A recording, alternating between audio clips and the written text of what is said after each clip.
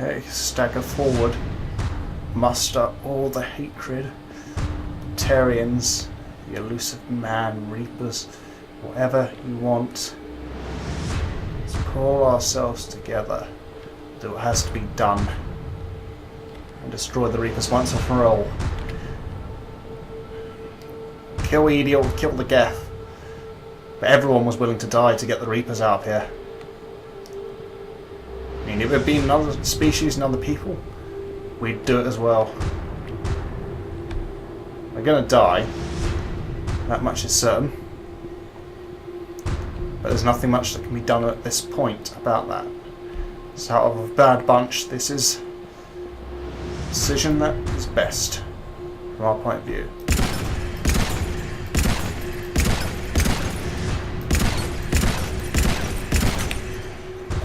How I conjure it.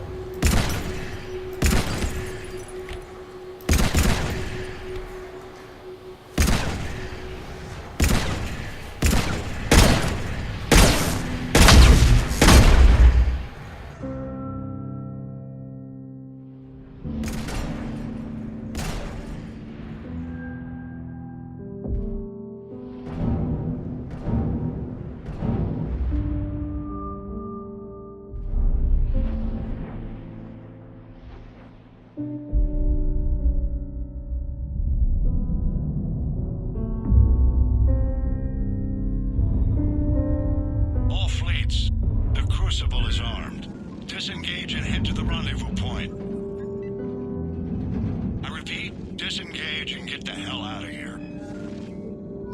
Joker, listen. We have to go. Damn it.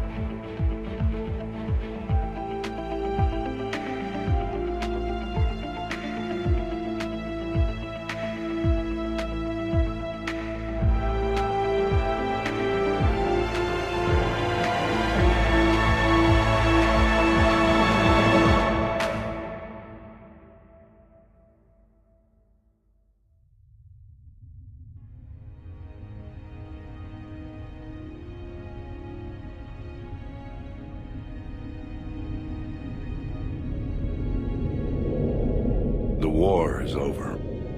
The Reapers have been defeated.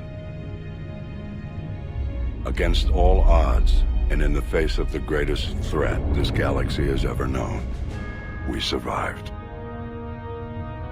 We suffered many losses. The relays are severely damaged, but we won.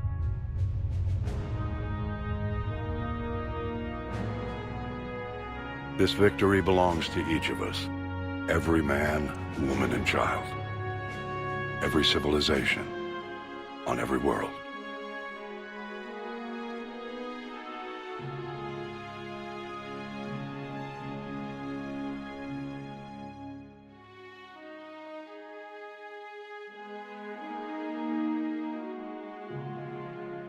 Now, as we take our first steps toward restoring what we lost, we must remember what it took to win.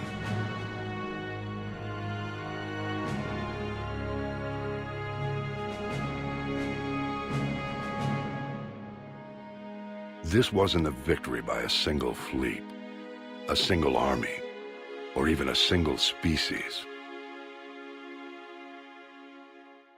If this war has taught us anything, it is that we are at our strongest when we work together. And if we can put down our grievances long enough to stop something as powerful as the Reapers, imagine what we can achieve now that they are defeated. It will take time, but we can rebuild everything that was destroyed. Our homes, our worlds, our fleets and defenses, all of this and more. Together, we can build a future greater than any one of us could imagine. A future paid for by the sacrifices of those who fought and died alongside us. A future that many will never see.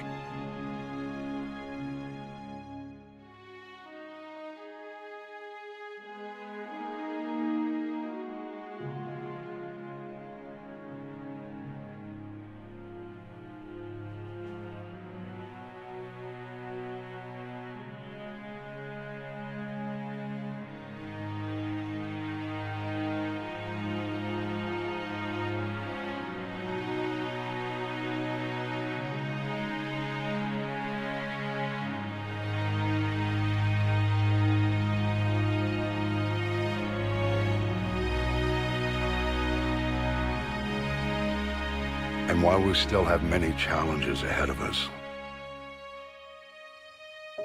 we can face them together.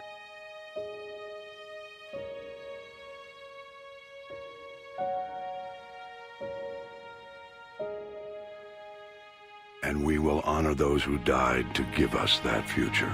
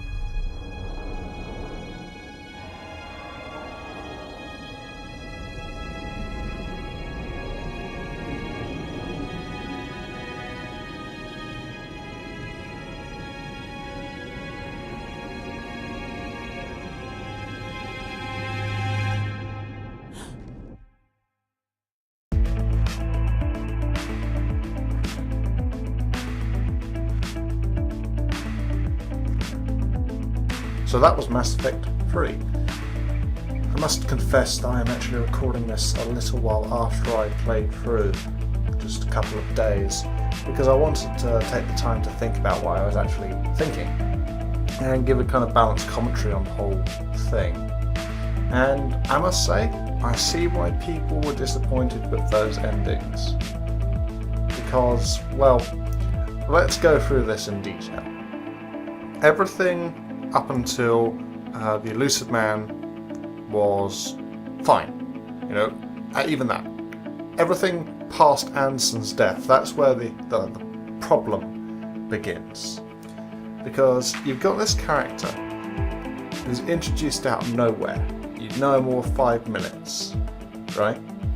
And you're forced to buy the circular logic he's spouting at you. That you can't really raise any legitimate defense against it, despite it being very much, well, we got this problem. Synthetics keep killing organics every cycle. So what I'm going to do is I'm going to create these synthetics that will kill organics every 50,000 years, or at least advanced organic life, so that organic life can never advance enough to create synthetics that will kill them all. Brilliant! And it was quite frustrating not to be able to counter that logic. But at least we got to make a character-defining decision, which was to destroy the Reapers, even at the expense of the Geth and Edie. Because although he says, being the mad AI, or not mad, just simply logical AI programmed millions of years ago, that it's inevitable the cyborgs will repeat. Well, maybe that's because you've been doing the same thing each time, rather than experimenting with what we got here. I mean, sure, the Geth will die, Edie will die, but we've learned from the experience of the Geth, we've learned from the experience of the Reapers now that they've been explained, and can freely make new mistakes as organic civilization. That is the freedom we should possess, as disastrous as it might be. And I have a feeling that BioWare felt forced to put in a big decision at the end like that, because it's the ending of the series. But really, I don't think there was any need to. You just have Shepard destroy or maybe control the Reapers, as the Elisa man is suggesting. Because really, the strength of the ending should be built off the decisions you've already made. Things come to a climax and then it shows you how it plays out.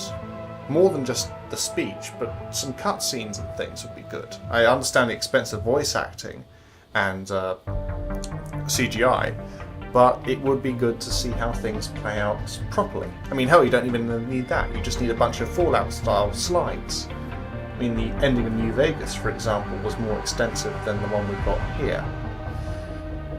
And, yeah, it makes me think, were they rushing at the end? Did they genuinely think this was a great ending? Because you look at the quality of something like Morden's arc, I think the whole Genophage and Tuchanka were definitely the peak of the game's story writing quality. Because that presented a genuine dilemma, you had some great characters in there, Morden, Eve, Rex, and, you know, it just, it made you think, and it touched you. You know, you're a soulless abomination if Morden's death didn't affect you. But, yeah, it seems that quality of writing couldn't be carried on for the whole game. And I think the problem actually begins with Cerberus. He seemed to have developed into this plot tumour from Mass Effect 2, which is kind of ironic considering how little the main plot of 2 seems to have affected this game. The only thing that really carried over were the squad mates. You could change the entire plot of Mass Effect 2 as long as the squad mates were still picked up, because they were mostly superfluous to the main story. Just change the main story around and you could have, you know, the same game made into Mass Effect 3. But I think with Cerberus what they should have done is just tone them down a bit, made them less important to the plot line, just kept it to the Elusive Man. Don't try to introduce any new characters really like Kai Leng or anything. And, you know, have them be secondary to the Reapers rather than putting so much focus on them, because I might be misremembering, but at least half the missions we were doing were focused around Cerberus, which felt a bit, you know, you've got to give a human face or an alien face to the opponent, but still, could have created a bit more variety and made them less prominent. That said, I think overall that it was a good game. There were some great moments in it, in the storylines. I mentioned Tuchanka. Rannoch was also good. Well, that's another thing. Why couldn't we use that in some way? That's the problem. The ending overwrites that decision by wiping out the Geth, despite making peace with them. But yeah, story-wise, there were some good moments, and there were some funny moments, of course, especially in the Citadel DLC. And the gameplay has definitely improved over the previous 2 games. I mean, Mass Effect 1, it was a really awkward shooter with RPG elements that kind of broke it in places. I mean, I didn't really do that too much. I didn't game the system as much as I could have. For instance, the Sentinel gets an upgrade to stasis that lets you hurt enemies and keep them frozen constantly, which does break things even on Insanity. And the Soldier's Immunity, don't get me started. Mass Effect 2 was definitely a step towards the shooter genre, but it still felt clunky and not quite right. Mass Effect 3, they made it fluid and created a whole load of variety, especially in multiplayer, and it's very replayable, and I'll be definitely playing for a game again. I mean, I overall enjoyed the game. The ending puts a downer on things, but it wasn't as bad as people were saying, in my opinion. So that's the conclusion. There is one thing though, and I checked this out later. That little scene with Shepard in the ruins of London, yeah, BioWare confirmed that she lived. But if that's the case, why is she in the ruins of London, and why is it so ambiguous? Why can't you have a full-fledged cutscene where the Normandy picks her up or something if your military assets are high enough? I think that's the problem. The overall problem was the execution of the ending and just how sloppy things got at times. But overall, I did enjoy the ride.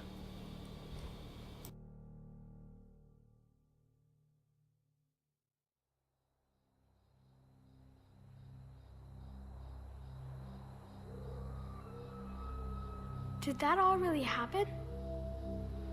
Yes, but some of the details have been lost in time. It all happened so very long ago. When can I go to the stars? One day, my sweet. What will be there? Anything you can imagine. Our galaxy has billions of stars. Each of those stars could have many worlds. Every world could be home to a different form of life.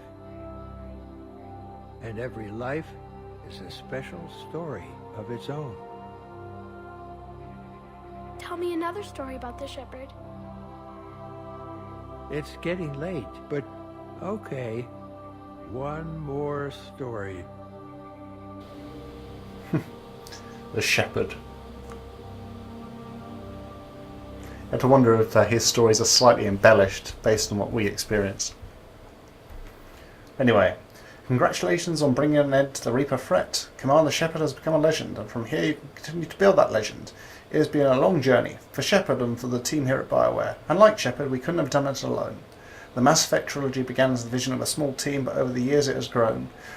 That growth has been fueled and shaped by the feedback and support of our player community.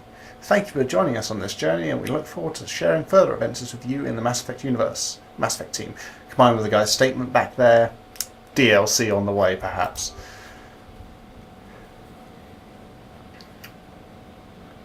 Headshots inflict superior damage on most targets. Well, duh. Anyway, let's go back to the main menu.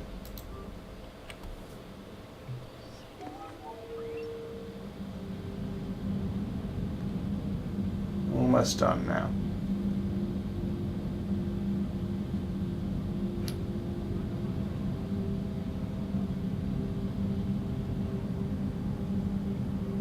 Downloadable content? No, I don't want to go there. I want to go extras, accomplishments. Just show. Where is it? Where is it? Yep, Insanity done. Without changing difficulty after leaving Earth. Still got a couple of missing achievements because, or accomplishments because my local data file corrupted, which meant it forgot about getting into a romance with Liara. But anyway, yeah, almost done now.